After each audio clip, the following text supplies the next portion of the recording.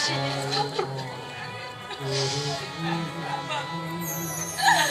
তুমি তোমার মেয়েকে ক্ষমা করে দাও। তুমি তোমার মেয়েটাকে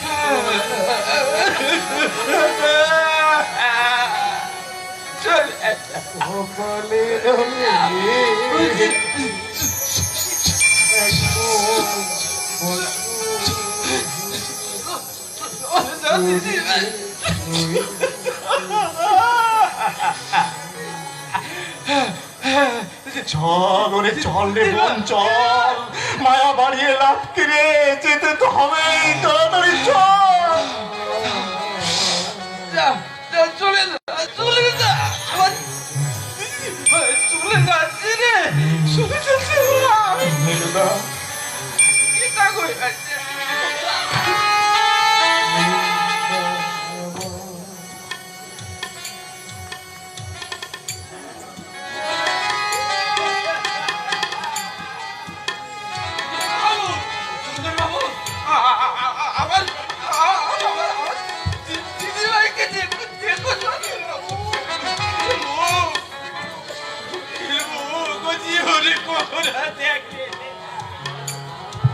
নীলুদা, ও নীলুদা, তুমি আমাকে আশীর্বাদ করো নীলুদা। ওই ভগবান যেন তার এই হঠাৎ দাদাকে তার দুঃখের মনের দুঃখের বোঝার পরিবার শক্তি দেন। আমি বাবু, আমি দিন রাত ভগবানের কাছে তোমাদের মঙ্গল কামনা করব। বাবু, যদি পারো না, যদি পারো মাঝে মধ্যে ওদের ভালো মন্দ খবর দেওয়ার চেষ্টা করো। তাই করবো নীলুদা, আমি তাই করবো। এখন আমি আসি নীলুদা। তুমি ভালো থেকো নীলুদা, তুমি খুব ভালো। চন্দন বাবু, ওই পারুলের কথা ভেবে মন থেকে বেশি কষ্ট দিও না নীলুদা, কষ্ট দিও না ওই পারুলের জন্য, আর আমার এই কুপনের জন্য আমার জীবন ফোন রইল নীলুদা, আমার জীবন ফোন রইল।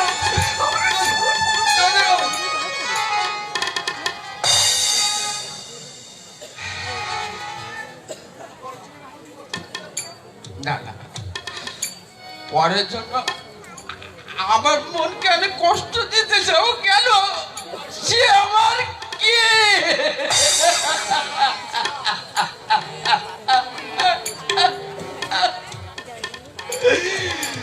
চোখে সালারি চোখ দুটো মানছে, খালি দর দর করে জল বেরিয়ে আসছে, জল বেরিয়ে আসছে।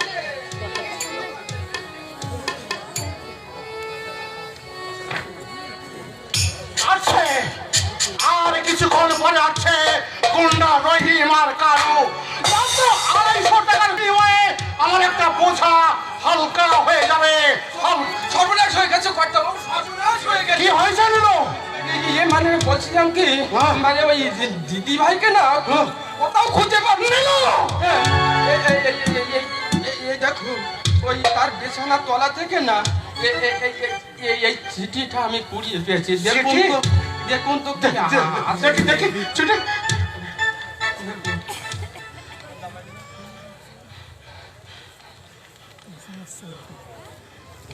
বুঝিলিও বাবা,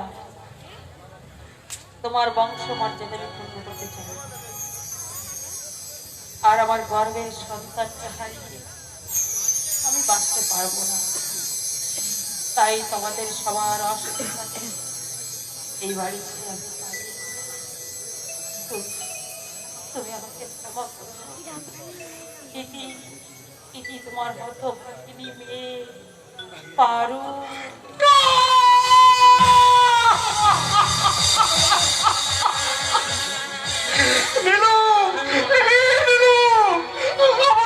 মাথা ঘুরছে। আমি এখন কি করবো নীলু? আমি কি পুলিশে ফোন করবো নাকি আমি নিজে গাড়ি নিয়ে বেরোবো? না না করতে পারবে না, তাতে ব্যাপারটা লোক জানাজানি হয়ে যাবে, কেলেঙ্কারি বাড়বে কই, কমবে না বাবু। আপনার ওই উঁচু মাথাটা না নিচু হয়ে যাবে বাবু। হ্যাঁ, তুই তুই ঠিক কথাই বলেছিস। সে যেখানে খুশি যাক, আর আর আমি তার কথা ভাববো না। মনে করবো আমার আমার কোনো মেয়ে জন্মায় না। ছি কর্তা বাবু, ছি। ও আমার অলক্ষণে কথা বলতে, ও আমার অলক্ষণে কথা বলতে। তুই বলবি না, এই জন্য কি আমি তাকে মায়ের ছিল বাবার ভালোবাসা দিয়ে মানুষ করেছিলাম? এই জন্য কি বন্ধু বান্ধবের শত অনুরোধ উপেক্ষা করেও আমি নিজে বিয়ে না করে আমার জীবনটাকে আমি এমনি ভাবে শুকিয়ে পড়লাম? কর্তা বাবু, বেঈমান! সারা জগৎটা হচ্ছে বেঈমান।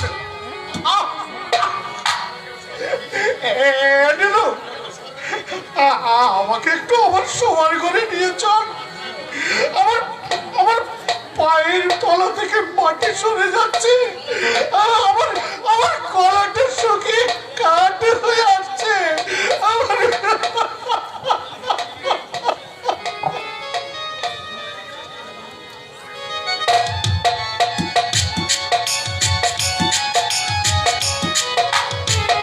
পাচ্ছি না, আর আমি পাচ্ছি না। দুদিনের মধ্যে এই বুড়া পেটে এক মুঠো ভাত দিতে পারিনি, আমি তবু আর একটা দিন না খেয়ে থাকতে পারবো, কিন্তু আমার বকুলে শুনে আজ শ্রমিকরা ধর্মঘট তুলে নিল না বড় বউ, কাল থেকে যে কি করে চলবে?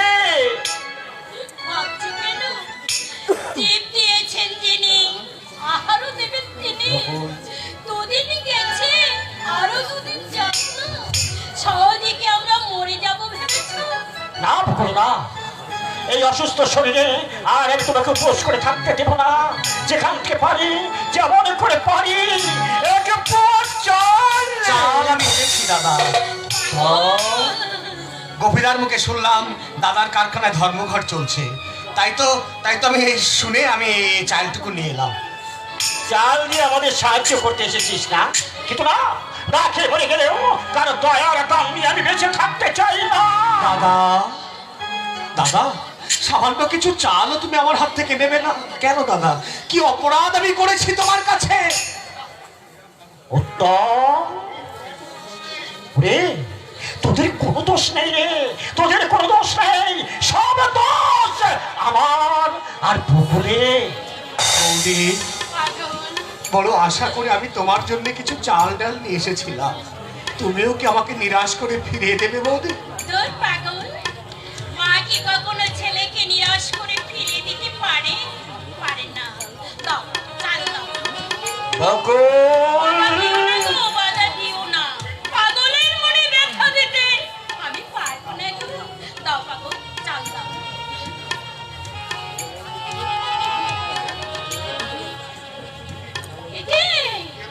কি হলো বকুল? তুমি অমন করে চমকে উঠলে কেন? কথা বলছো না কেন বৌদি? কি হয়েছে বৌদি? শেষ পর্যন্ত তুমিও আমাদের সঙ্গে উপহাস করতেছ। উপহাস?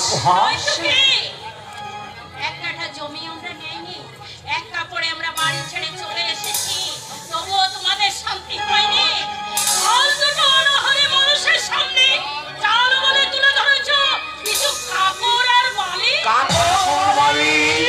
যদি তোমার মনে ছিল তাহলে একটু বিষ আনলে না কেন? আমরা স্বামী স্ত্রী দেখেই আমরা নিশ্চিন্তে ঘুমিয়ে পড়তাম। না না বৌদি, বৌদি তুমি বিশ্বাস করো, আমি ভালোই করেছো। এইটুকু না করলে আমাদের মতো অভাগিনীদের শিক্ষা হতো না। বৌদি। যারা এই বুকে রক্ত জল করে এই মরকে মানুষ করে, তারা বুঝতো না ভালোবাসা মিথ্যে, ভালোবাসা পাপ, ভালোবাসা অপরাধ, অপরাধ। বৌদি, বৌদি, বৌদি, হ্যাঁ? দাদা দাদা তুমি বিশ্বাস করো, দাদা দাদা তুমি বিশ্বাস করো। ওরে আমি জানি রে, এ কাজ তুই করতে পারিস না, এর সবের সেই না না না না না না, এ কাজ তুই করেছিস, তুই করেছিস তুই। না দাদা, আমি করিনি, বিশ্বাস করো দাদা। হ্যাঁ তুই করেছিস, আমি তোমার পা ছুঁয়ে বলছি দাদা। ওরে বাবা, ওরে নিজের ভাইকে যত সহজে দোষী বলা যায়, পরের মেয়েকে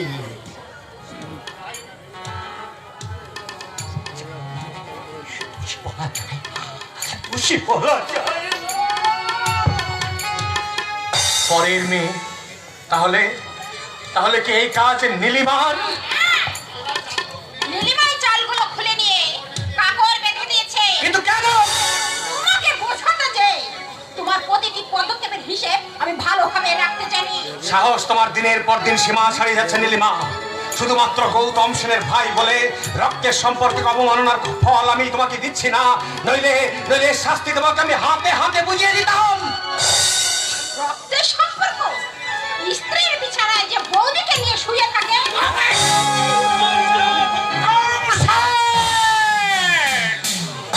তুমি আমার বোনের গায়ে চাল মারলে? হ্যাঁ মারলাম। ভেবেছিলাম আমি রাক্ষসীর গায়ে আমি কোনোদিন হাত তুলবো না, কিন্তু আজ ইচ্ছে হচ্ছে আমি ওকে গলা টিপে শেষ করে দিই। মনে রেখে আমি তোমার ইচ্ছা করে জানি, টাকার জোরে আপনি এই জগতের সবকিছুকে সর্বশান্ত করে দিতে পারেন, মামলা মোকদ্দমা করে আমাকেও সবকিছু শেষ করে দিতে পারেন, কিন্তু কিন্তু তমাল বাবু, স্বামী স্ত্রীর মধ্যে যে মধুর সম্পর্ক থাকা উচিত, সেই সম্পর্কে সেতু তুমি টাকার জোরে কিংবা গায়ের জোরে কখনো আমাদের মধ্যে গড়ে দিতে পারবে না।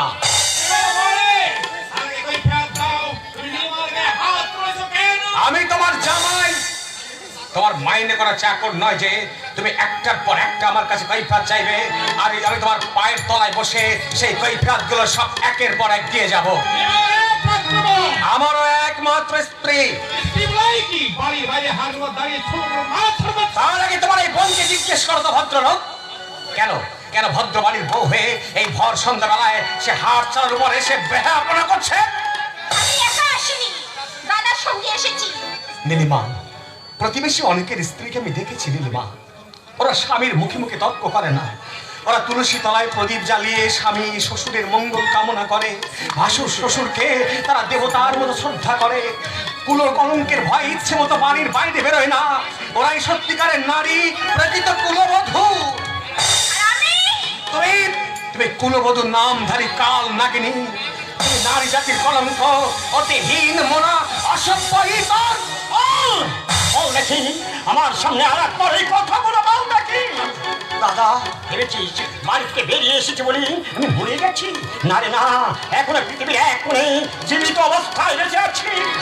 আমার আশ্রম চাঁদা করলে, আমার ত্যাগের অপমান করলে আমি তোকে ভাই বলে ক্ষমা করবো না। আমিও করব না। ছোটবেলা থেকে আমাদের স্বামী স্ত্রীকে তো দেখে আসছো, তোমার দাদা কি কোনোদিন এমন অশ্লীল ভাষায় আমাকে গালাগালি দিয়েছে? হায় রে বৌদি, কার সঙ্গে কার তুলনা, কোথায় পুজোর নৈবেদ্য আর কোথায় শকুনের আহার্য। তোমার এই অবহেলার জন্যে আমার দিন দিন জীবনটা অতিষ্ঠ হয়ে গেছে। তবুও যদি আমার দাদা বৌদির জন্য আনা সামান্য কিছু চালে তুমি কাকর বালি মিশিয়ে না দিতে। বলবেন আমার বৌমা কলির পরশমণি দাদা, তোমার বৌদি কলির পরশমণি, সে যুগে পরশমণির ছোঁয়ায় লোহা হয়েছিল সোনা, আর এই যুগের পরশমণির ছোঁয়ায় আমি হয়েছি প্রাণহীন পাথর। আমার মমতাময়ী বৌদি হয়েছে পথের কাঙালিনী, আর তুমি হয়েছ কারখানার একজন সামান্য শ্রমিক।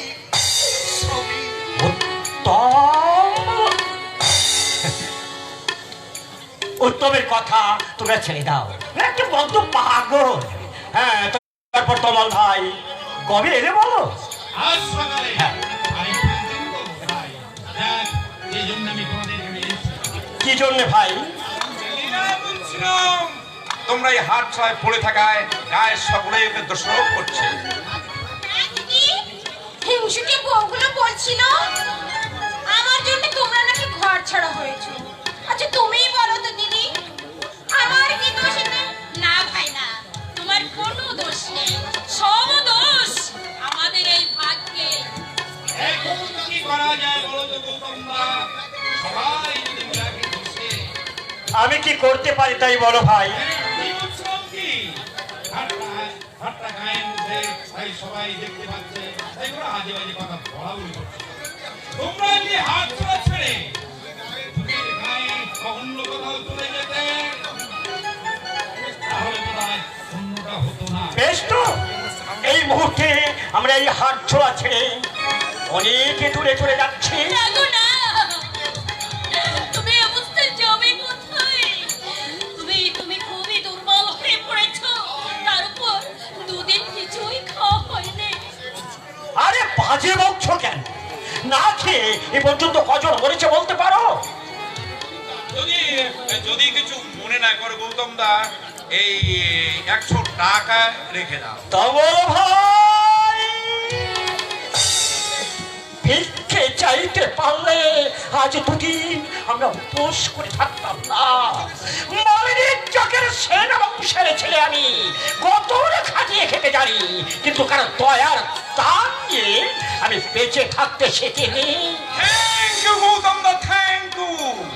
সত্যি আপনার মতো মানুষ এই জগতে দুর্লভ।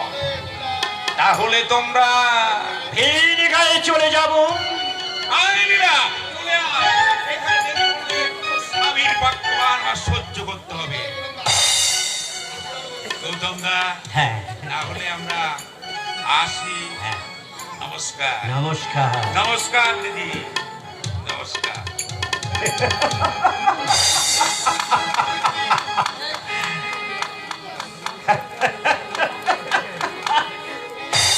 দেখলে দেখলে বাবু, এই জগৎটা আজ কত স্বার্থপর হয়ে গেছে।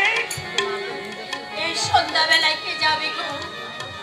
ওরে, পেটে যাদের ভাগ জোটে না, দু চোখ যাদের জলে ভরা, তাদের আবার রাত আর দিন কি? কিন্তু ভয় হচ্ছে তোমাকে নিয়ে।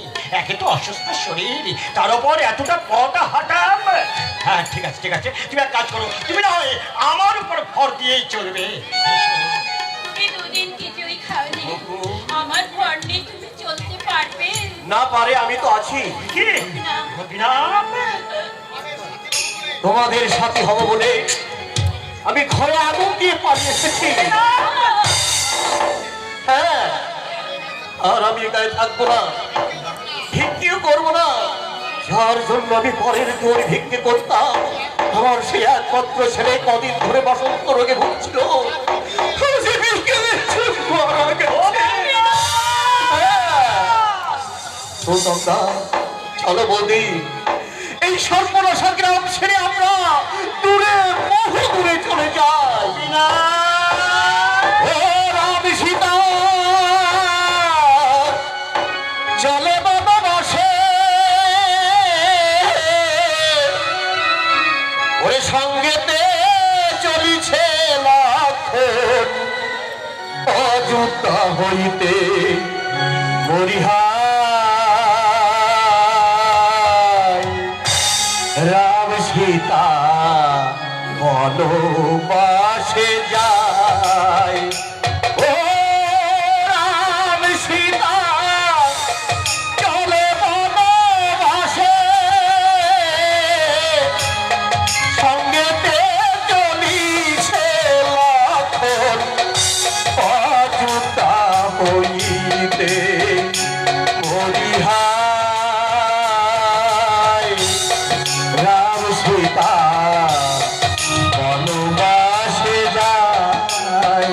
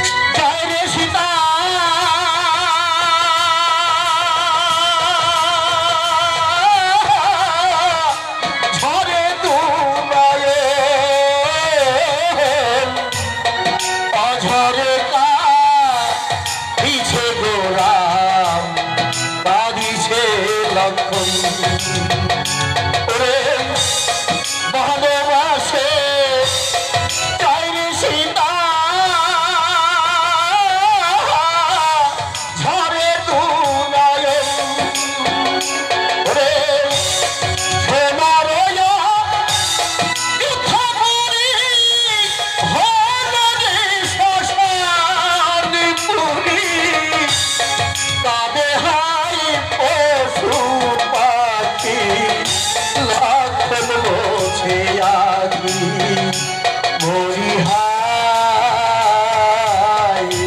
রাম সীতা বনবাসে যায় ও রাম সীতা চলে বনবাসে সঙ্গেতে চলিছে লক্ষণ অযুতা করিতে মরিহায়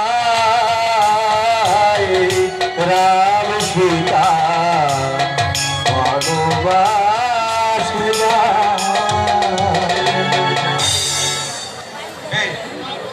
এই দেখো, তোমার কথা মতো টাকা পয়সা সব কিছু নিয়ে আমি বাড়ি থেকে পালিয়ে এসেছি। এখন তুমি পালিয়ে যাও তো চলো, নতুন পুরোটা এসে পড়লে না আমার আটার চাই করে দিও।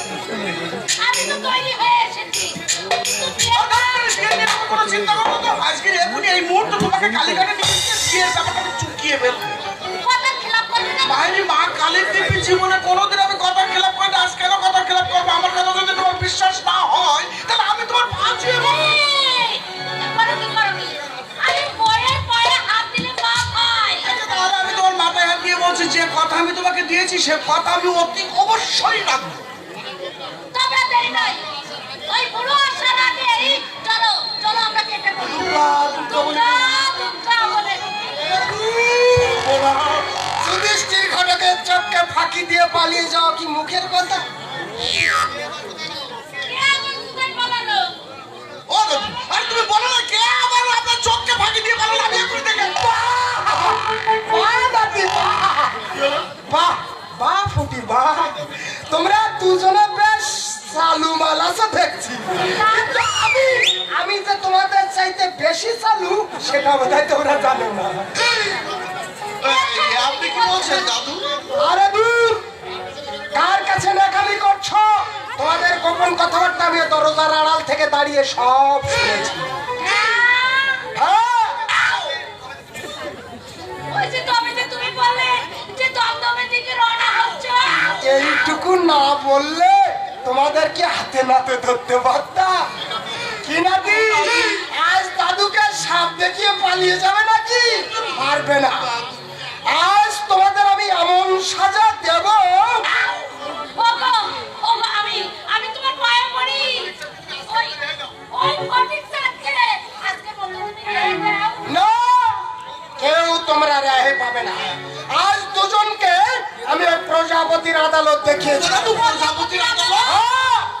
তোমাদের মতো অপরাধীর বিচার সেখানেই হয়। এই নাও, এই মালা দুটো দুজন দুজনের গলায় পরিয়ে দাও। ওগো ওগো এসব তুমি কি বলছো? আগে পড়ো, আগে মালা দুটো পড়ো, দুজন দুজনের গলায় পড়ো।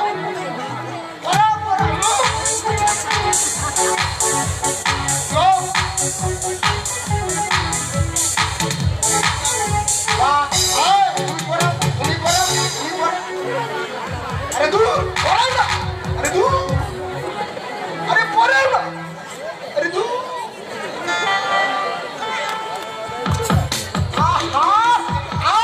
ছাড়িয়ে দাও না, ছাড়িয়ে দাও, পড়িয়ে দাও, পড়িয়ে দাও, কথা বাড়িও না, পড়িয়ে দাও। বাহ, এই সব একদিন আমি বলবো বলেই তো বাড়িতে এনে আমি তোমাকে রেখেছিলাম। আমি নিজেই বিয়ে করব বলে আমি তোমাকে এতদিন ভয় দেখিয়ে এসেছি। দাদু আরে দু, তোমার হাতে তুলে দেব বলেই তো আমি তোমাদের প্রণয়নের কথা জেনেও আমি কিচ্ছু বলিনি। তোমাদের মধ্যে প্রকৃত ভাব ভালোবাসা গড়ে তোলার জন্য আমি বারবার তোমাকে লাঠি নিয়ে তাড়া করেছি। কারণ আমার সম্পত্তি ভোগ করবার উপযুক্ত স্বামী স্ত্রী না হলে আপনার সম্পত্তি হ্যাঁ, কালই তোমার আর সূর্যমুখীর নামে লিখে দিয়ে আমি তীর্থ ভ্রমণে বেরোবো। তুমি তীর্থে যাবে? হ্যাঁ রাখবো। আজ সন্ধ্যায় পূব দেখে এনে শাস্ত্রীয় মতে তোমাদের বিয়ের কাজ সেরে কালই আমি তীর্থ ভ্রমণে বেরোবো। দাদু দাদু, আমার ইচ্ছে করছে এই মুহূর্তে তোমার পায়ের 2-3 ছটাক ধুলো আমি একটু মাথায় নিয়ে, কিন্তু কি করবো বলো? দুঃখের বিষয় তুমি একটু আগে পুকুর থেকে পা ধুয়েছো, পায়ে তো ধুলো নেই। আরে কেন তুমি পা ধুয়ে এলে গো? আমি তো তীর্থে তোমার পা টেনে ধুয়ে দিলাম।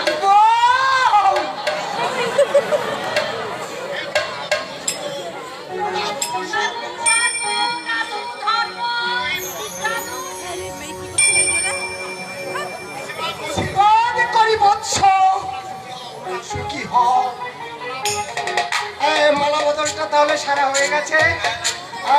আমি আর অপেক্ষা করতে পারছি না। এই, তোমরা ঘরে চলো, আমি তোমাদের সাক্ষীর মধ্যে বিয়ের কাজ সেরে কালই আমি তীর্থ ভ্রমণে বেরোবো। সার্থক হলো আমার ঘটক নাও। আরে দু চলো, আরে দু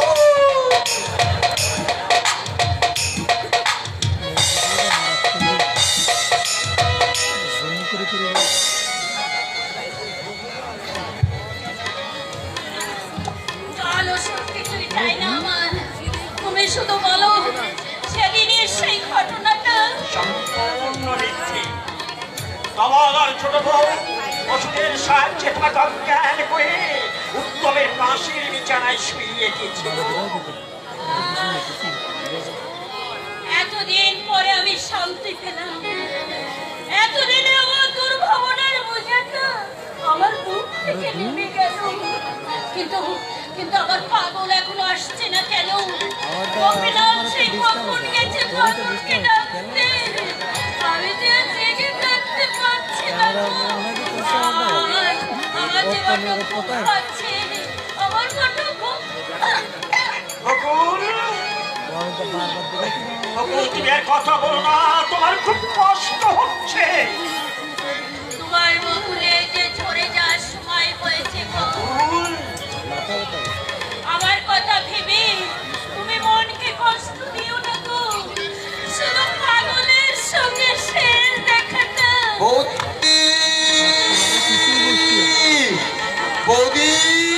পাগলের কণ্ঠস্বর, আমার পাগল আসছে দেখো গোপীনাথের সঙ্গে ছুটতে ছুটতে। পাগল, পাগল, আমার পাগল। আমি জানতাম আমার পাগল আমার সঙ্গে শেষ দেখা করতে আসবে। ভগবান এত নিষ্ঠুর হতে পারে না। বৌদি, কি বৌদি, কি তোমার তোমার মুখ থেকে রক্ত পড়ছে কেন বৌদি? এইটুকু রক্ত দেখেই অবাক হচ্ছিস, অথচ দিনের পর দিন এমনি করে কত রক্ত যে ঝরে যাচ্ছে। তুমি তুমি আমাকে আগে কেন খবর দাওনি দাদা? আমি বারণ করেছিলাম। চল দাদা, আমার বৌদিকে একটু হাসপাতালে যেতে হবে।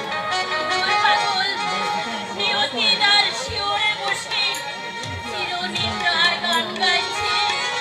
সে কি কখনো বাঁচে? এতক্ষণে শুধু তোমার অপেক্ষায় আমি জেগেছিলাম।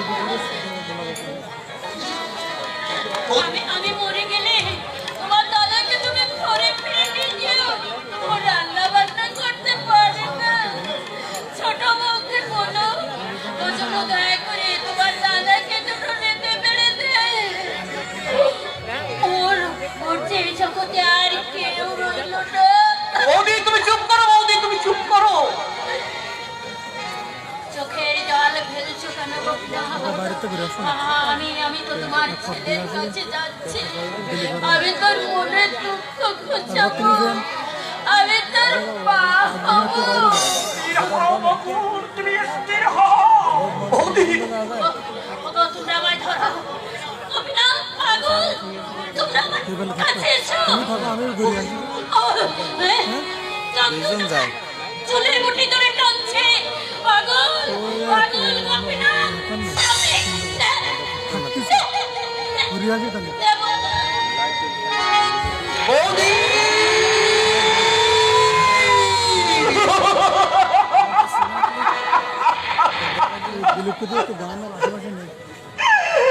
বকুল, বকুল, কত বলো বকুল, কত বলো, কত বলো বকুল, কত বলো।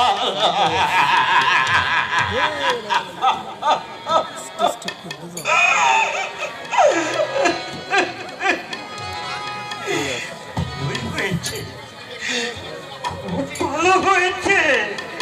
বেঁচে থেকে এমনি যন্ত্রণা ভোগ করার চেয়ে অনাই ভালো। চলো বকুল, চলো, তোমাকে ওই চিতায় শুইয়ে দিয়ে আমি ওই গঙ্গার মুখে আশ্রয় দেব। বৌদির কথা মতো তোমাকে আমি মালিনী চোখে ফিরিয়ে নিয়ে যাব। আমার বৌদির সৎকার আমি সেখানেই করবো। সে সে আমাকে মানুষ করে আমার মায়ের কাজ করেছে দাদা, তাই তার মুখে আগুন দিয়ে আমাকে যে তার ছেলে যাও গোপীনা, আমার আমার বৌদিকে নিয়ে যাওয়ার ব্যবস্থা যাও। বৌদি, বৌদি, তুমি তুমি এমনি করে আমাদের ছেলে চলে গেলে, আমাকে আমাকে তুমি মা হারা সাজিয়ে চিরদিনের মতো চলে গেলে। বৌদি, এত অভিমান, এত অভিমান, আমার তোমার ছেলের মুখের দিকে একটিবারও তাকিয়ে দেখলে না। আমার ভালোবাসা তুমি এই প্রতিদান দিয়ে চলে গেলে। ভালোবাসা এই কি রে খাজনা,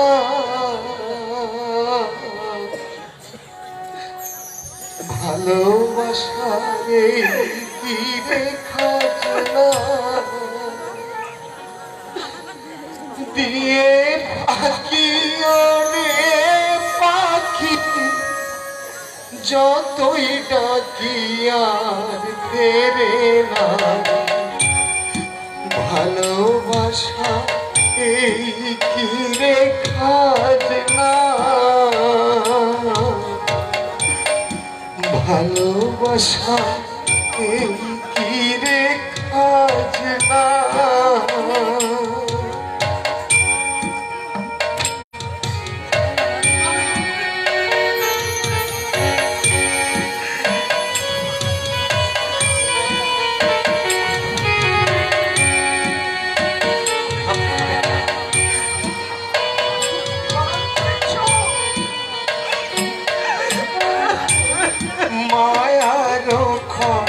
খুটা দিয়া যে বাসা বাঁধিলি, আকাশে ডাক শুনে কি তারে ভুলে গেলি। মায়ার খুটা দিয়া যে বাসা বাঁধিলি, আকাশে ডাক শুনে কি তারে ভুলে গেলি। সেই শূন্য ঘরে বাজে রেশন বিসর্জনের বাজনা। ভালোবাসা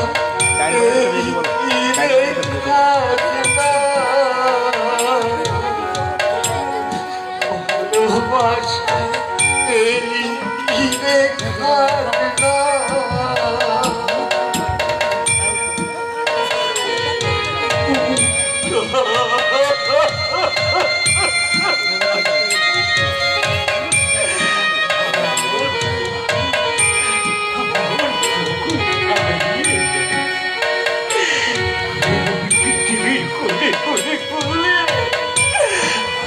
ভিতরে খুঁজে পাবো না।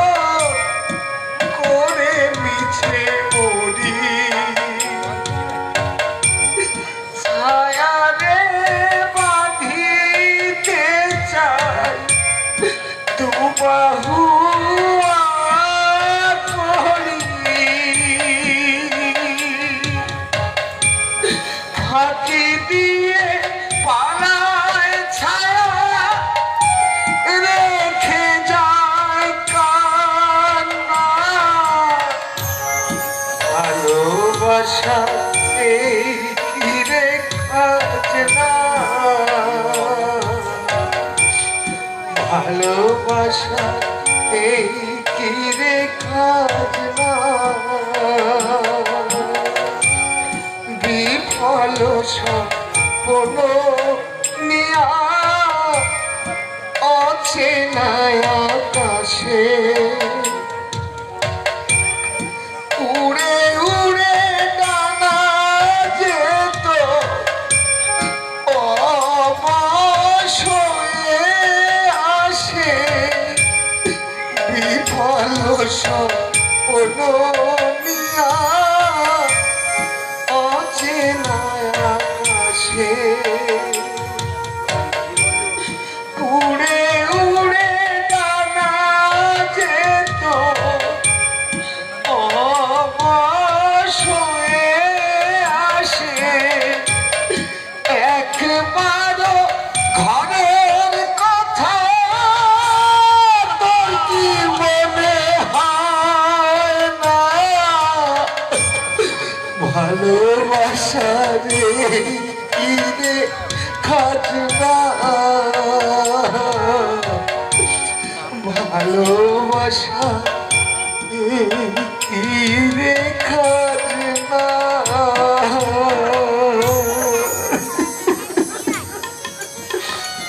চলো বৌদি, সারা জীবন তুমি আমাকে সন্তান সে মানুষ করেছ, কিন্তু আমি তোমার কোনো প্রতিদান দিতে পারিনি, আমি জীবনে কোনোদিন ছেলের কাজ করতে পারিনি, তাই আজ বিদায় বেলায় তোমার মুখে আগুন দিয়ে আমি তোমার ছেলের কাজ করব বৌদি, ছেলের কাজ করব, ছেলের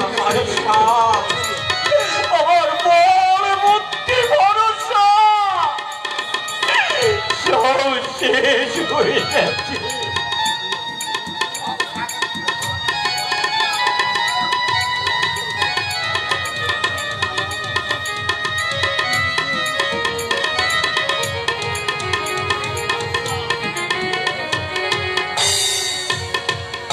তারপর চন্দন বাবু, আমার দিদি ভাই আর খোকন সোনা কেমন আছে বলো?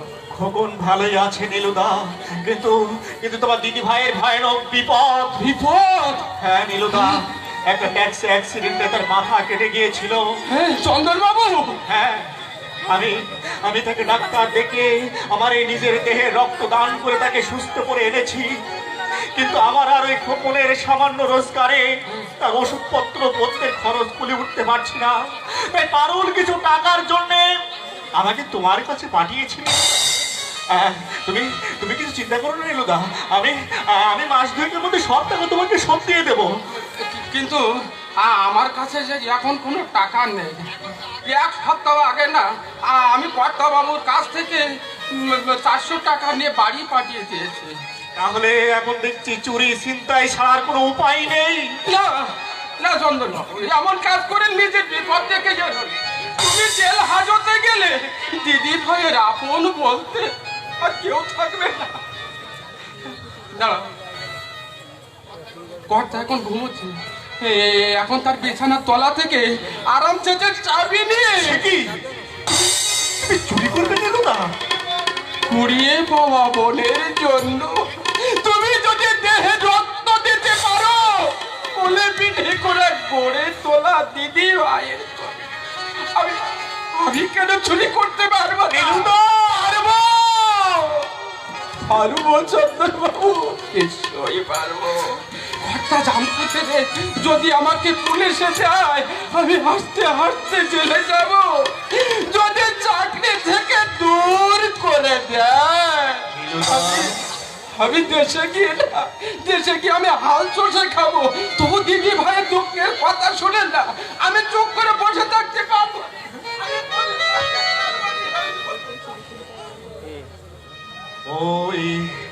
ওই হতভাগিনী পারুল রোগ শয্যায় শুয়ে বোবার মতো চেয়ে আছে, ভাবছে কখন ফিরবে তার দাদা, ওরে অপেক্ষা কর রে বোন, অপেক্ষা কর। টাকার জোগাড় না করে আমি তো ফিরতে পারি না।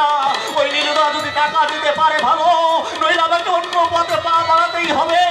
আমার স্নেহের বোনকে আমি ওষুধ পত্রের অভাবে সুখে করতে দেবো না রে বোন, কিছুতেই না।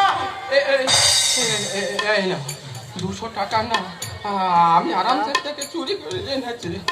এই না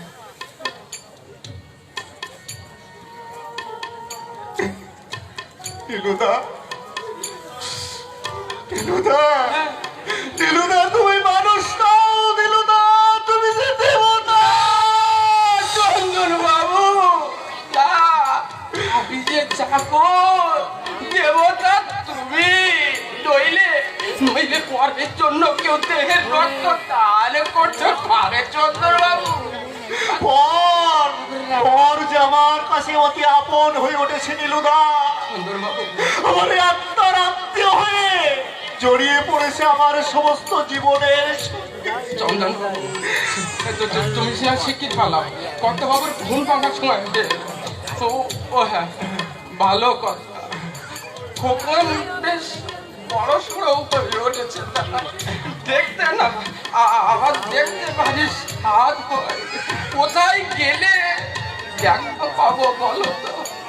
ওই কমলাপুর স্টেশনে যদি কোনোদিন যাও, তাহলেই তুমি দেখতে পাবে নীলুদা একটা একটা নীল প্যান্ট পরা ছেলে, একটা ছেঁড়া জামা গায়ে দিয়ে মানুষের জুতো পালিশ করছে। চন্দন বাবু, আমার খোকন ছোড়া পালিশ করে আমি সাথে নগণ্য রিক্সাওয়ালা নীলুদা। চন্দন বাবু, আমাদের ভাগ্নে যদি পালিশ করে না দেয়, তাহলে বাবু সাহেবদের জুতোতে ময়লা থেকে যাবে। আমার মন যদি চায়ের ফেরি না করে, তাহলে বিজুলি পাখার হাওয়াকে যারা আমি যে হয়ে উঠেছে, তাদের শরীরে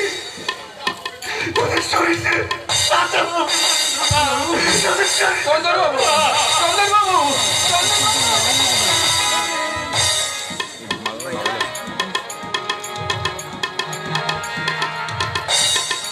কত লোকে দেখো না।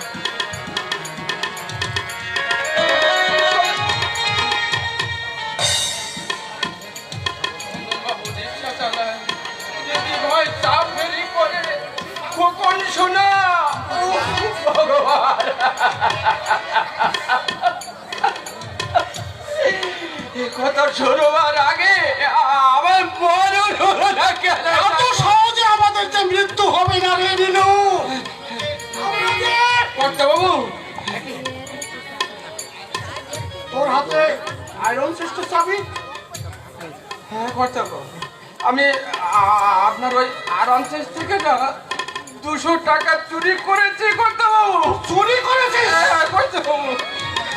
এত বড় বদমাস তুই, প্রগাঢ় বিশ্বাসের এই প্রতিদান দিলি তুই। না, চোরকে আমি ক্ষমা করবো না। আজ আজ আমি তোকে মেরেই ফেলবো।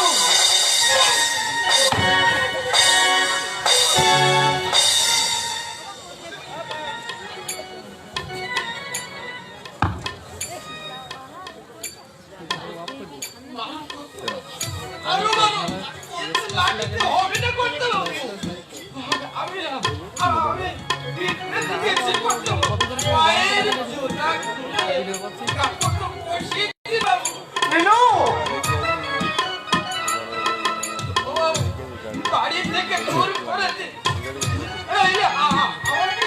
আমাকে পুলিশে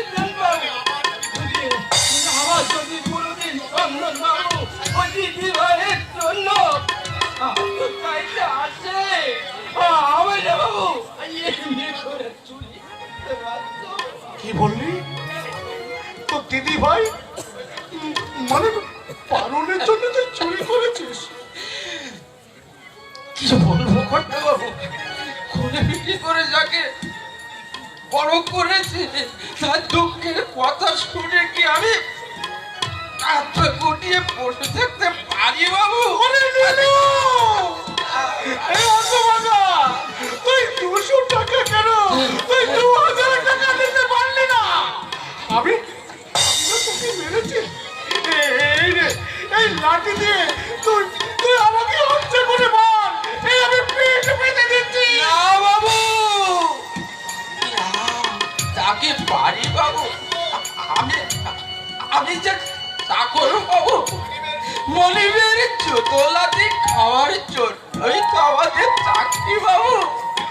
ও বাবু, বাবু 200 টাকার জন্য ভাবনা চিন্তা করবেন না বাবু, ভাবনা চিন্তা করবেন না। ওই ওই 200 টাকার শোধ না পর্যন্ত বাবু আমার মাইনে দেবেন না বাবু, আমার মাইনে দেবেন না বাবু, আমার মাইনে নীলু, বাবু। 200 টাকা শোধ করে দাও।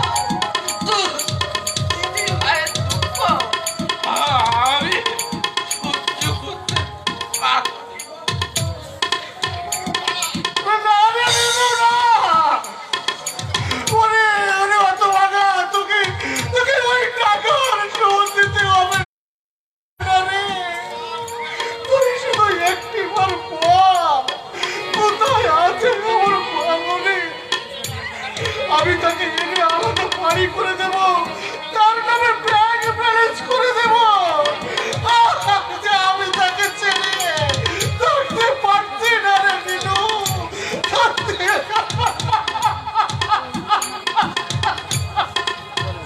সম্মানিত সুধী, উপভোগ করছেন বৈশাডাঙ্গা তরুণ নাট্য সংস্থার উপস্থাপনায় যাত্রাপালা জেল থেকে বলছি। এই জেল থেকে বলছি যাত্রাপালার শ্রেষ্ঠাংশে অর্থাৎ উত্তমের ভূমিকা অভিনয় করেছে গায়ক নায়ক দেবব্রত বিশ্বাস দেবু। তার অভিনয়ে সন্তুষ্ট হয়ে তালবাড়িয়া সরকারি প্রাথমিক বিদ্যালয়ের প্রধান শিক্ষক, সম্মানিত প্রধান শিক্ষক বাবু অরবিন্দ সানা তাকে 100 টাকা পুরস্কার দিয়েছে। ধন্যবাদ অরবিন্দ বাবুকে। আমাদের নাটকের বাকি অংশ উপভোগ করুন। ধন্যবাদ। পারছি না দাদা, আমি আর পারছি না। এখানে ঘর করা আমার পক্ষে কিছুতেই সম্ভব নয়। তুমি উত্তমের বিরুদ্ধে ডিভোর্সের মামলা শুরু করে দাও। বাবা বেঁচে থাকতে সম্ভব নয়। আমি তোকে কথা দিচ্ছি, বাবার মৃত্যুর পর বাবা হয়তো আরো 10 বছর বাঁচবে। তাহলে আমি তো আর 10 বছর বসে থাকতে পারি না। 10 বছর পর আমার রূপে ভাটা পড়ে যাবে, তখন দয়া করে কেউ আমাকে ঘরে তুলবে না। তারপরে তুই আমার বাড়িতে এসে উঠবি। আমি থাকতে তোর কোনো অসুবিধা হবে না। তাছাড়া তোর বৌদি তো নিজের মেয়ের মতো ভালোবাসে। তা অবশ্য বাসে, তবুও নারী জীবনের একটা অবলম্বন তো দরকার। তাহলে আর উপায় নেই, উত্তমের সঙ্গে তুই মানিয়ে চলার চেষ্টা কর। অসম্ভব। তুমি জানো না দাদা, এখনো সে ঘুমিয়ে ঘুমিয়ে পারুলের স্বপ্ন দেখে। পারুলের কথা ভেবে ভেবে তার দু চোখ দিয়ে জল গড়িয়ে পড়ে। তুই সেই চোখের জল নিজের হাতে মুছে দিয়ে তার মুখে পুড়িয়ে তোর হাসি, সেই হাসি এনে দেবে তোর জীবনের শান্তির সন্ধ্যা। তেমন শান্তি আমার দরকার নেই দাদা। কি এমন দরকার পড়লো রে উত্তম, যে এত সকাল সকাল হঠাৎ তুই কলকাতায় বেরিয়ে পড়লি? না মানে আমার এক বন্ধু এমন ভাবে চিঠি লিখেছে যে না গেলেই নয়। এই চিঠিটা পড়ে দেখো, বুঝতে পারবে। আচ্ছা আচ্ছা, দেখি।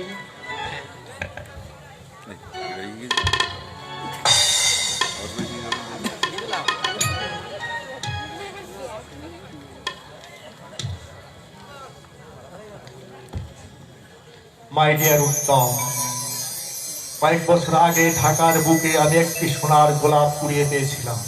তোকে দেখাবো বলে এতদিন আমি তাকে সযত্নে গচ্ছিত রেখেছি। যত অসুবিধায় থাক একবার আসিস। কমলাপুর স্টেশনে পা দিলেই আমার দেখা পাবি। ইতি চন্দন। সোনার গোলাপ। আরে বন্ধু বাবা রহস্য করে লিখেছে আর কি। ওই এত করে যখন দেখেছে তখন এখন যাওয়া উচিত। বন্ধুর সঙ্গে দেখা হবে, আর ঢাকার বুকে দুদিন থাকলে মন মেজাজ বদলে যাবে। তুমি দাদার সুবিধা অসুবিধার দিকে লক্ষ্য রাখবে। আমি বন্ধুর সঙ্গে দেখা করে খুব তাড়াতাড়ি ফিরে আসবো। শুধু বন্ধু নয়, বান্ধবীর সঙ্গে দেখা করে এসো। নীলিমা, ঘরে কেন? এই লাগলো বুঝি? লাগবে বই কি? তুমি তোমার প্রশান্তর সঙ্গে দেখা করতে বাপের বাড়ি যাও বলে ভেবো না আমি কোনো ছোট মন নিয়ে কলকাতায় যাচ্ছি। জানি এ বাড়িতে হক কথা বলতে গেলে দোষটা নিজের ঘাড়ে এসেই পড়ে। উপরের দিকে থুতু ফেললে থুতুটা নিজের বুকে এসে পড়াটাই স্বাভাবিক। এসব কি হচ্ছে তোদের? আমার দরকার পড়েছে, আমি যাচ্ছি। ও কেন গায়ে গা পড়ে ঝগড়া করতে আসছে? আরে যাও যাও, যেখানে খুশি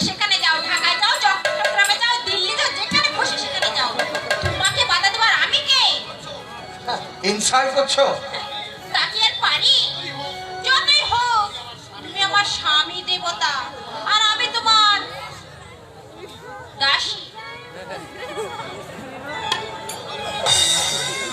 শোন, বৌমার কথা মন খারাপ না করে সকাল সকাল বেরিয়ে পড়। দেরি হলে আবার ওই সকালের ট্রেনটা ফেল করে বলবি। না দাদা, আমি ঠিক টাইমে স্টেশনে পৌঁছে যাব। আসি দাদা।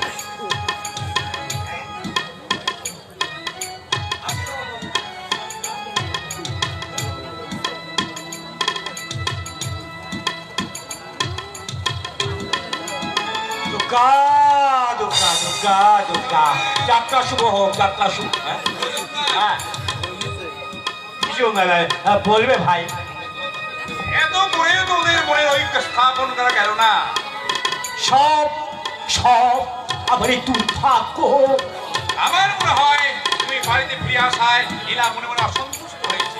আমারও তাই ধারণা ভাই, তাই স্থির করেছি কমল ঢাকা থেকে ফিরে এলে পথের মানুষ আবার আমি পথে নেমে যাব। কথাটা আমি বললাম বলে তুমি কিছু মনে করলে না তো? নয় কমল ভাই, তোমাদের কথা আমি যদি কিছু মনে করতে পারতাম তাহলে বকলেকে হারিয়ে আজ আমাকে দোষটি হারামের মতো নীরবে চোখের জল ফেলতে হতো না কমল ভাই, নীরবে চোখের জল ফেলতে হতো না। না না,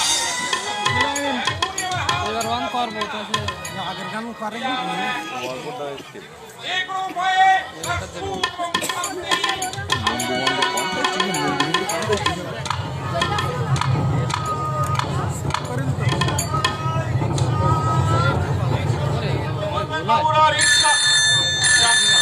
তার মুখ থেকে যে বেরিয়েছিলাম এ পর্যন্ত 25টা টাকাও রোজগার করতে পারলাম না।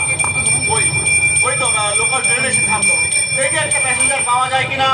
রিক্সা রিক্সা চাই বাবুরা, রিক্সা রিক্সা দরকার থাকলে বলবেন বাবুরা। পালিশ পালিশ করবেন নাকি বাবুরাম? খুব কম টাকায় পালিশ করে দিই। ও বাবু, এদিকে আসুন না।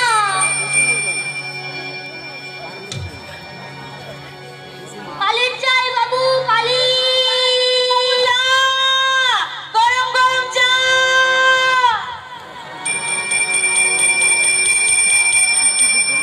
চা চাই বাবু, চা। মাত্র 1 টাকা কাপ চা চাই বাবু। এখন কি হবে মা? আজ তো আমি একটা টাকাও রোজগার করতে পারলাম না। আমার যদি বা কিছু হয়েছে, ওদিকে তোর মামা। না রে বোন, তেমন কিছু রোজগার করতে আজ আমি পারিনি রে। হ্যাঁ রে বোন, তোদের কিছু হয়েছে? দিতে পারবি? ধার না শুনলে ওই মুদি আজ আর চাল দেবে না বলেছে রে। আমার এখনো 1 পয়সাও হয়নি মামা। আমার যদি বা কিছু হয়েছে, কিন্তু তাতে তো ধার শুনতে কুড়িয়ে উঠতে পারবো না। হ্যাঁ রে বোন, আর একটু দেখ না চেষ্টা করে, যদি কিছু হয়। বলতে হবে না দাদা, আমি দেখছি। চা চাই বাবু, চা। গরম গরম চা। রিক্সা রিক্সা দরকার থাকলে বলবেন বাবুরা, রিক্সা।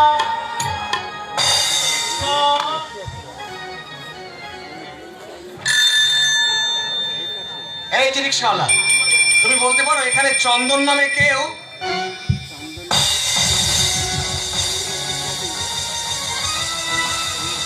চন্দন? উত্তম? চন্দন? উত্তম মাই ফ্রেন্ড।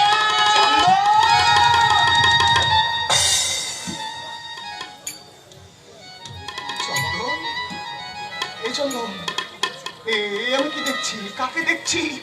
তুই তুই আজ রিক্সাওয়ালা? হ্যাঁ রিক্সাওয়ালা, কিন্তু কেন জানিস? কার জন্য জানিস? এই রিক্সা কার? আগে আমার। বড় বাজারে যাবে? হ্যাঁ যাবো, কেন যাব না?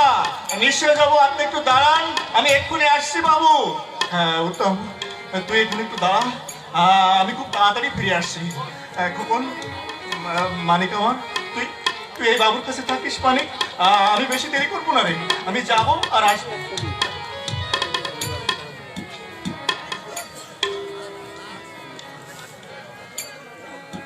তুমি তুমি কে বাবা? চন্দন তোমার কে হয়?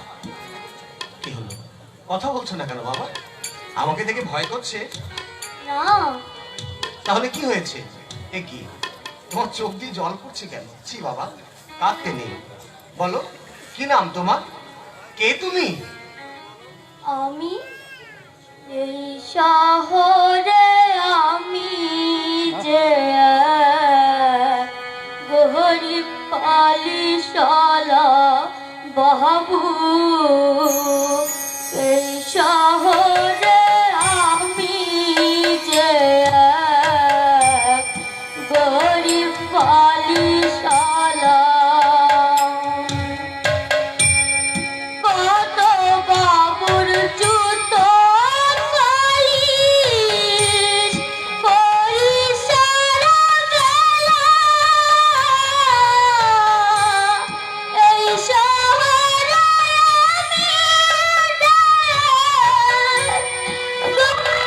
পালিশালা বাবু, এই শহরে আমি যে গরিব পালিশালা বাবু, এই শহরে আমি যে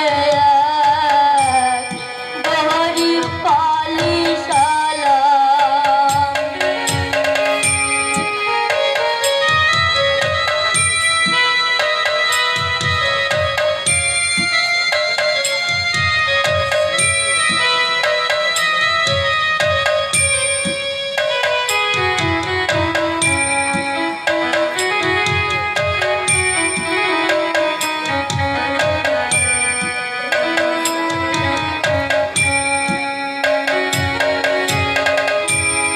বিশটা পয়সা দাও না বাবু, পালিশ করে দিব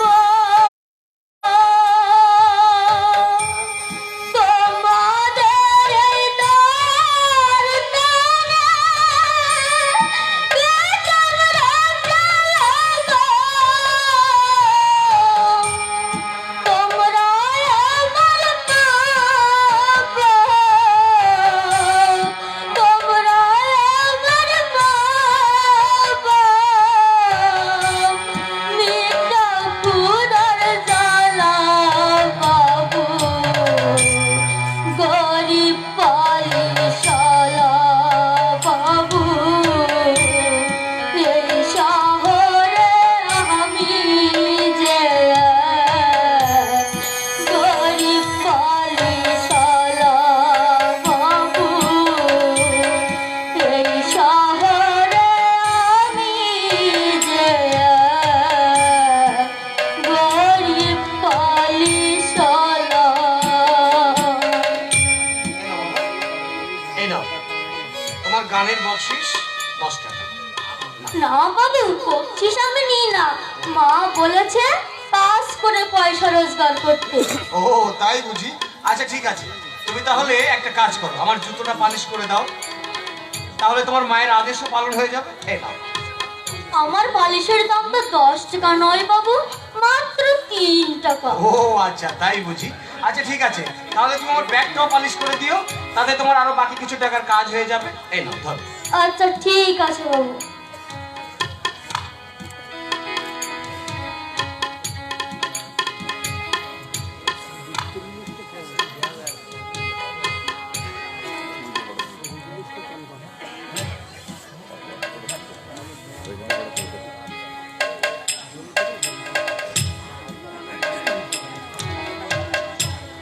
বড়ই দুঃখের সংসার আমার, ভাগ্য বড়ই দোষী,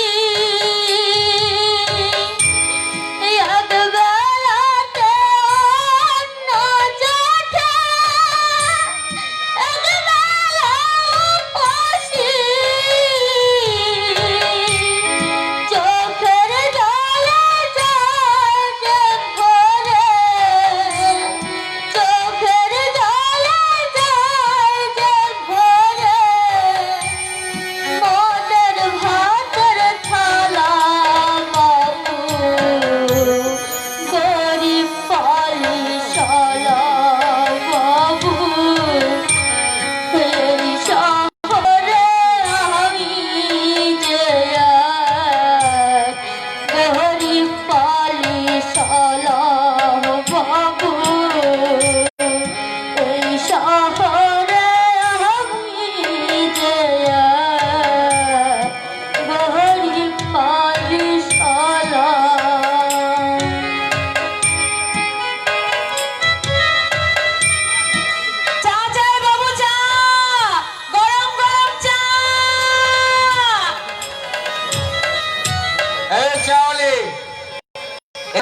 দিয়ে যা তো। যাই বাবু।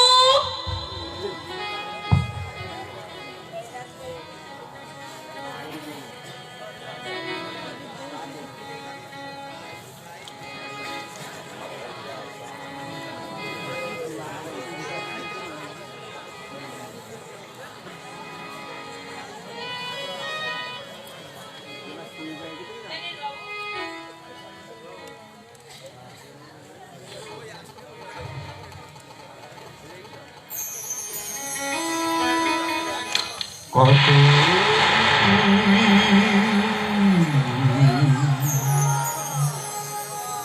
কতদিন দেখিনি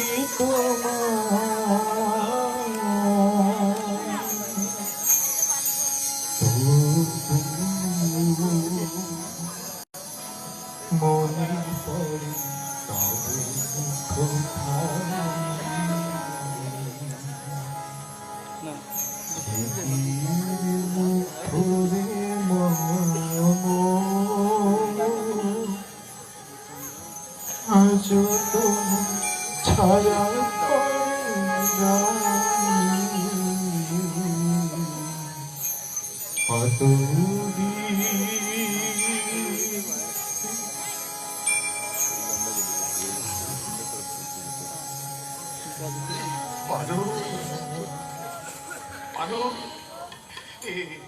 কি দেখছি?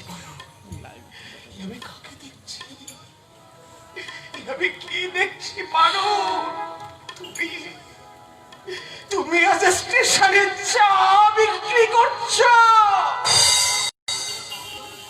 বাবু তোমার নাম ধরে কথা বলছো কেন মা? পরিচয় আছে বুঝি? মা মা মানে এই ছেলেটা তোমাকে মা বলে ডাকছে? তবে কি এই সেই সোনার গোলাপ? হ্যাঁ রে উত্তম, হ্যাঁ, যাকে দেখাবো বলে তোকে আসতে চিঠি লিখেছিলাম, যাকে মায়ের গর্ভে রেখে তুই ঢাকা চলে গিয়েছিলি, এই তোর সে ঔরাসজাত সন্তান চন্দন। এই চন্দন, আমি কি করেছি রে চন্দন? আমি কি করেছি? আমার ছেলেকে দিয়ে আমি জুতো পা। লোকটা এমন করছে কেন মা? ওরে লোক নয় রে পুতুল, লোক নয়।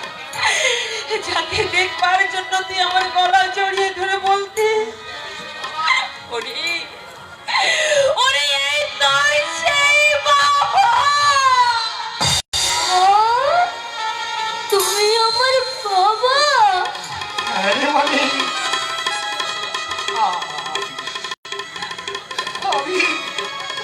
আমি তোর হতভাগ্য বাবা।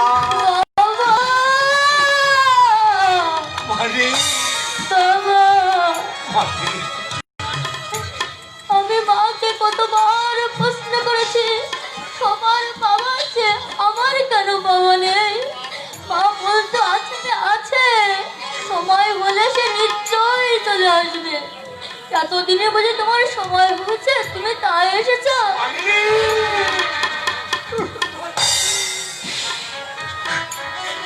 দেখ উত্তম, ওই পারুলের বাবা খোকনকে গুন্ডা দিয়ে মেরে ফেলতে চেয়েছিল। আমি সেদিন দাদার কর্তব্য পালন করতে ওদেরকে নিয়ে রাতের আধারে এখানে পালিয়ে আসি রে বন্ধু। চন্দন, উত্তম, তোকে ধন্যবাদ জানাবার ভাষা আমার জানা নেই। শুধু বন্ধু হয়ে তোর কাছে আমার অনুরোধ, পারুলের হাতে ভাইফোঁটা নিতে তুই বছর আমার বাড়িতে যাস। উত্তম,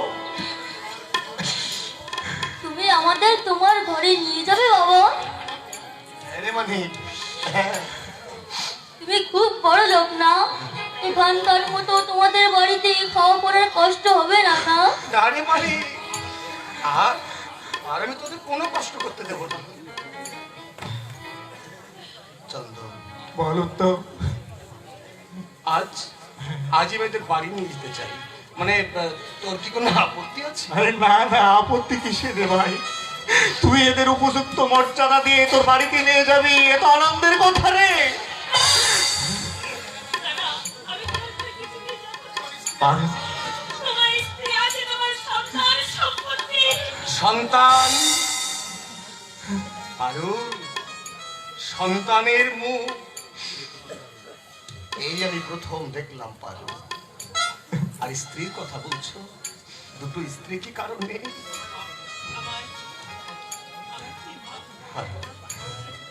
আমি এইভাবে দুঃখে কষ্টে দিয়ে গেলাম। তবু সতীনের সংসারে অশান্তির বোঝা হয়ে আমি থাকতে চাই না গো, আমি থাকতে। তার মানে তুমি সত্যি যাবে না?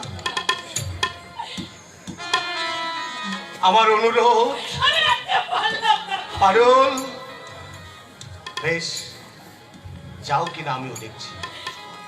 মানে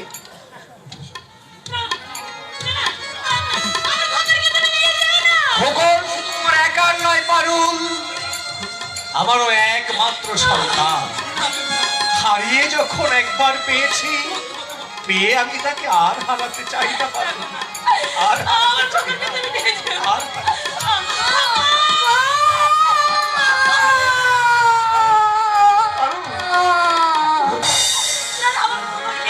চলে গেল দাদা।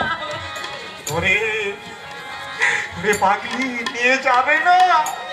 আরে রক্তের সম্পর্ক ছিন্ন করা এত সহজ কথা নাকি রে? সহজ কথা। কিন্তু ওর বাড়িতে যাওয়া আমার কি উচিত হবে? কিন্তু যেতে যে হবেই বোন। ওই কৈলাস থেকে মহেশ্বর এসেছে তার পার্বতীকে নিয়ে যেতে। তাকে কি ফিরিয়ে দেওয়া চলে রে বোন? কিন্তু তোমাকে ছেড়ে। আরে দূর পাগলি, স্বামীর ঘরে যেতে হলে মা বাবা ভাই বোন এদের সবাইকে ছেড়ে যেতে হয় রে। মেয়েদের তাতে কোনো দুঃখ পেতে নেই রে, কোনো দুঃখ পেতে নেই। যেমন একদিন তোকে তোর স্বামীর কাছ থেকে আমি এনেছিলাম, আজ তোকে তোর স্বামীর কাছে আমি ফিরিয়ে দিতে পারি। আজ আমি জয়ী রে বোন, আজ আমি জয়ী। এই চল চল চল, তোকে পৌঁছে দিয়ে আসি, চল। দাঁড়াও দাদা, যাওয়ার বেলায় একটিবার প্রণাম করতে দাও। আমাকে তুমি আশীর্বাদ করো দাদা।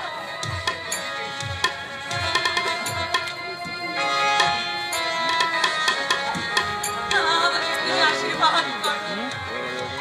দুঃখের নদী পেরিয়ে আবার যেন আমাকে দুঃখের সাগরে গিয়ে ভালো করতে হয়। না না রে বোন, না, আর তো কেন অশ্রু জলে ভাসতে দেব না রে।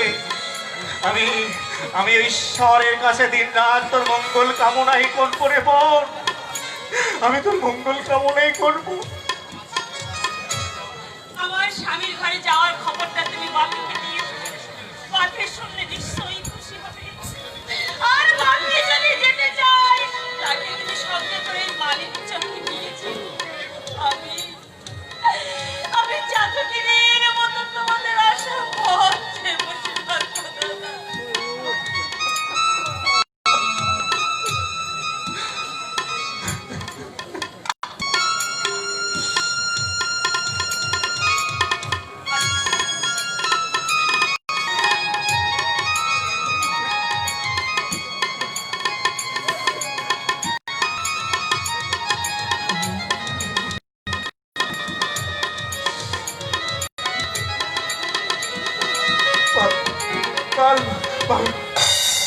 পারু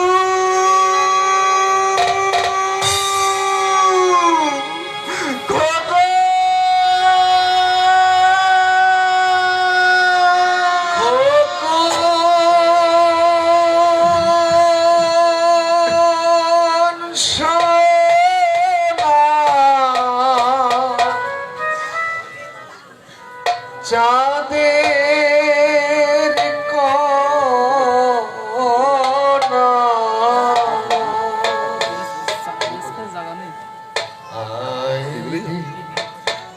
ফিরে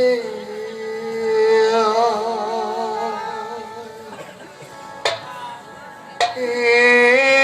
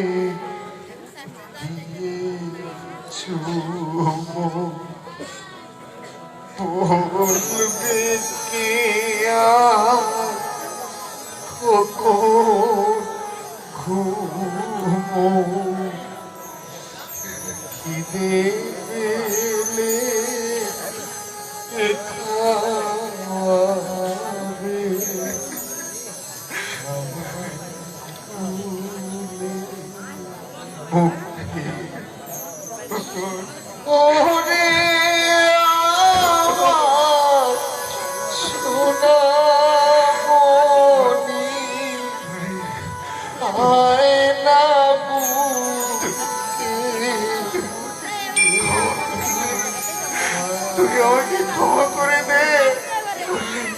তোরে অত তোকে দিয়ে যুদ্ধ আর ঘুমালে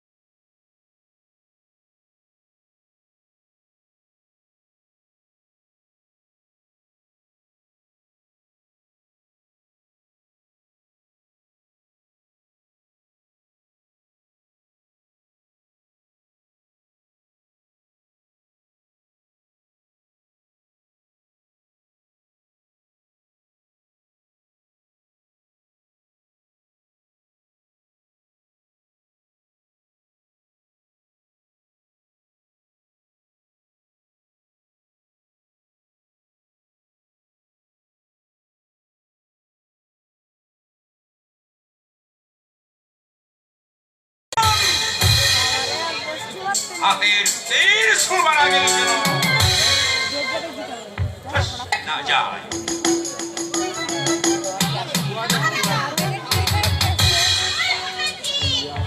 লক্ষ্য ভ্রষ্ট হবে না।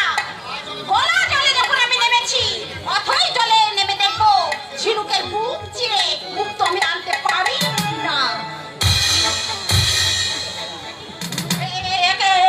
তুমি? হ্যাঁ, আমি জানতে এসেছি তোমার হৃদয়টা কি পাথর দিয়ে গড়া। একটা অসহায় নারীকে তুমি অশ্লীল ভাষায় গালাগালি দিয়ে গলা ধাক্কা দিয়ে বাড়ি থেকে বের করে দিয়েছো। একটা সহজ সরল দগ্ধপুষ্ট শিশু, তাকে তুমি এমন ভাবে মেরেছো যে তার গায়ের চামড়া ফেটে রক্ত ঝরছে। বেশ করেছি। ওদেরকে তুমি এই বাড়িতে কেন নিয়ে এসেছো? ওরা তোমার কে? তোমার সঙ্গে আমার যে সম্পর্ক, পারুলের সঙ্গে আমার ঠিক একই সম্পর্ক। আর তার ছেলে খোকন আমারই ঔরসজাত সন্তান। পুত্রই যদি ছিল, তবে আমাকে তুমি বিয়ে করেছিলে কেন? তার শাস্তি তো তোমরা আমাকে কম দাওনি। বুঝতে আমার বাকি নেই, তোমাদের এই দুই ভাইয়ের চক্রান্তে আমার দাদা বৌদিকে আমি এতদিন দূরে সরে রেখেছিলাম। তোমাদের শয়তানিতে আমার বৌদি অকালে এই পৃথিবী ছেড়ে চলে গেছে। এখনো নাকি বকুল রানীকে ভুলতে পারছো না? পারবে কি করে? গুপ্ত প্রেম ছিল যে। গুপ্ত প্রেম নয়, গুপ্ত প্রেম নয় বোমা, ওদের মধ্যে ছিল সত্য ভালোবাসা। তুমি যদি দিন রাত ওরা দেওয়ার জন্য আমাকে বিরক্ত না করতে, আর তোমার দাদা যদি ওষুধের সহ্যোগ কায়েম করে বকুলকে উত্তমের পাশের বিছানায় তুলে না দিত, তাহলে আমার বকুল আজ অকালে ছড়ে যেত না। আর আমার এই হীরের টুকরো ভাইকে তুমি এক বড় কথা বলতে পারতে না। দাদা আজ তুমি আমাকে কি কথা শোনালে? ভেবেছিলাম এসব কথা আমি কোনোদিন বলবো না, কিন্তু যার সুখের জন্য আমি এত বড় ত্যাগে স্নান করলাম, সেই যখন শুনতে হলো না বকুলে মরে যাওয়ার পরও এখন যখন বৌমা তার নামে বদনাম দিচ্ছে, তখন আর আমি চুপ করে থাকবো না। আমি আর চুপ করে থাকবো না গো গঙ্গা। আমি জানতে চাই এই বাড়িতে ক্লুভদে কে থাকবে? হীরা নয় পারো। নীরাও আমার বোন আর পারুলও আমার বোন, তাই দাদা হয়ে একজনকে রেখে আর একজনকে আমি কি করে তাড়িয়ে দিতে বলতে পারি? তোমার কি এই মত উত্তম? দাদার মতই আমার মত। একই সাগরের বুকে দুটি নদী মিলেমিশে থাকবে। না, রক্ষে থাকে আমি সতীনের মর্যাদা কিছু দেখি। বৌমা!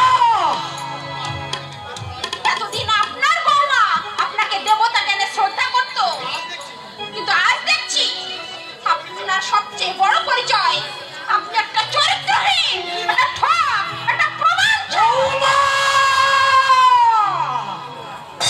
কি বলে তুমি? আমি আমি ঠক, আমি চরিত্রহীন, আমি প্রমাণিত। তোমার কথাও থাক। বোনের বিয়ে দিয়েছো, ফুরিয়ে গেছে। আজ থেকে তার হয়ে দয়া করে এই বাড়িতে আর ওস্তাদি করতে আসবে না। অনেক আগেই বুঝলে মিস্টার দত্ত, অনেক আগেই তোমাকে আমি এই বাড়ি থেকে দূর করে দিতে পারতাম। পারিনি শুধু আমার এই দাদার জন্য। যখনই আমি তোমার মতো পাগলা কুকুরকে লাঠি হাতে শায়েস্তা করতে গেছি, তখনই আমার দাদা আমার হাতটা ধরে বলেছে, কুকুরের কাজ কুকুর করেছে, কামড়ে দিয়েছে পায়ে, তাই বলে কি কুকুরকে কামড়ানো মানুষের স্বভাব? এই প্রমাণ। বলো কি মিস্টার দত্ত, কুকুরের আবার জাত বিচার, নির্লজ্জের আবার মান অপমান। তোমরা ভুলে যাচ্ছ উত্তম। আমি তোমাদের হিসাব দেবো। আমি একটা রাবার ফ্যাক্টরির মালিক। জুতোর দাম লাখ টাকা হলেও সেটা পায়ের তলাতেই থাকে মিস্টার দত্ত। কেউ তাকে কোনোদিন বুকের উপর রেখে সোনার পালঙ্কের নাক ডেকে ঘুমোয়। Don't loud to my dear brother-in-law. Always remember that barking dogs seldom bite.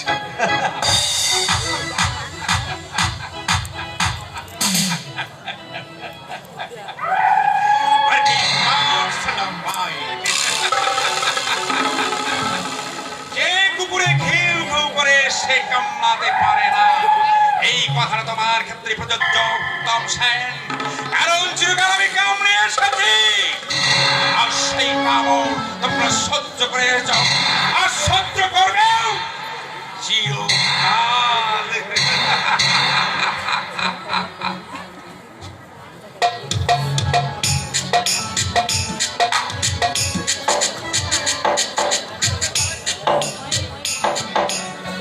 দুঃখ কষ্ট দিয়েই তো আমাদের ভাগ্য করা। আমরা মামার কাছে ফিরে যাই, চলো না মা। আজকে রাতটা এই শিমুল গাছের তলে আমরা পড়ে থাকি, কাল সকাল হলেই আমরা চলে যাব। কিন্তু মা, এই প্রচন্ড শীতে এই ফাঁকা রাস্তায়।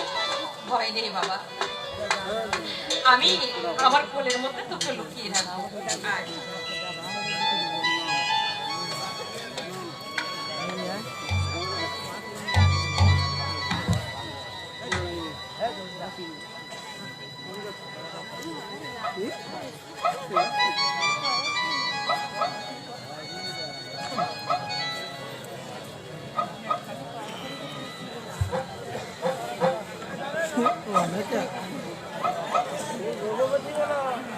তোরা নিচে আমার কি বলবো? প্রত্যেক রাতের তো দোকানে আমার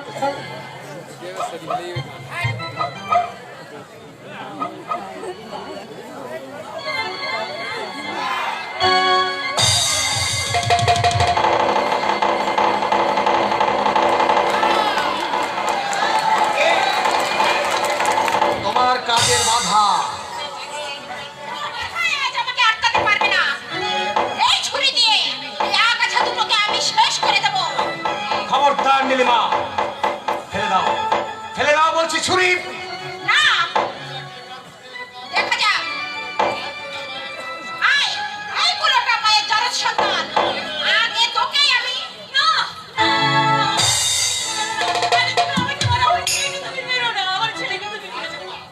না ছোট মা না, তোমার ছেলের রক্তে যেন আমি পান করার ইচ্ছা থাকে, বলো আমি তোমার সামনে বুক পেরিয়েছি।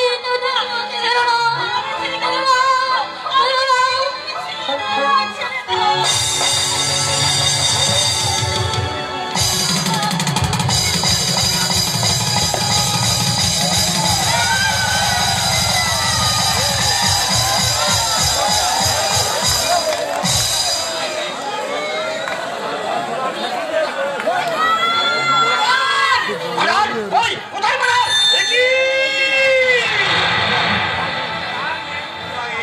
আমি কি করলাম দাদা? আমি আমি বাবু আর পারুলকে বাঁচাতে গিয়ে নীলিমার বুকে ছুরিটা বসিয়ে দিলাম। পাশেই থানা, জানাজানি হয়ে গেলে সর্বনাশ হয়ে যাবে।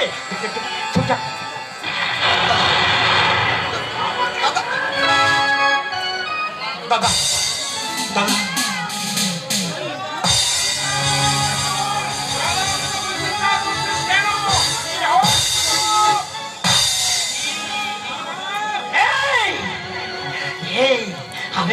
আমি তাকে খুন করেছি। না তোমার বাবু, তোমার বোনকে আমার দাদা খুন করে। এত বড় স্পর্ধা তোমার গৌতম সেন, তুমি আমার বোনকে কি করবো আমি ভেবে পাচ্ছি না কি করবো। পেয়েছি পেয়েছি, পুলিশ! মারো! দাদা দাদা তুমি কি করলে? খুন করলাম আমি।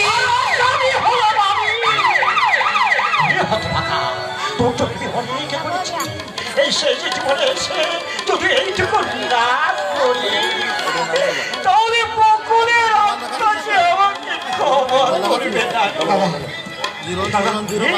তুই চেলে গেলে আমার জ্যাঠামণি আর বৌমাকে দেখবে কে?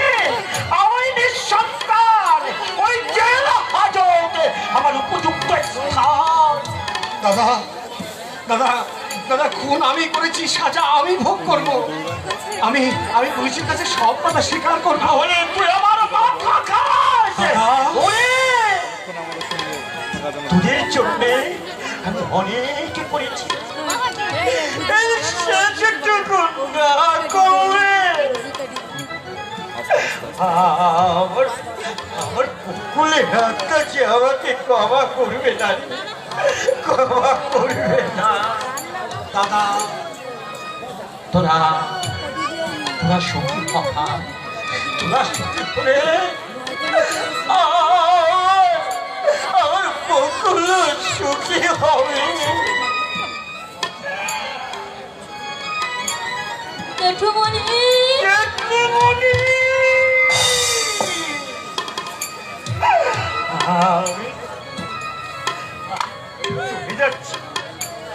আমি চলে যাচ্ছি, না জেঠুমণি না, আর হয়তো আমি তোকে কোনোদিন আদর করতে পারবো জানি না।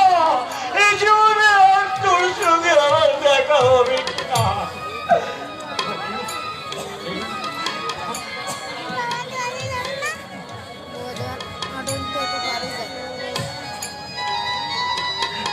আমার জেঠুমণি আমার বৌমা রইল, ওদের তুই দাদা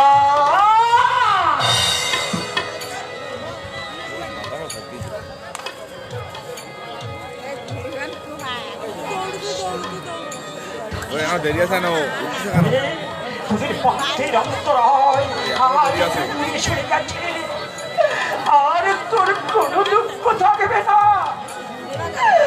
আমি বলছি এবার তোরা সুখী হবি, শান্তি পাবি। এই আমার প্রাণের ভাইয়ের চোখে আর কোনো দিন জল ঝরবে না। এই আমি জেল থেকে বলছি।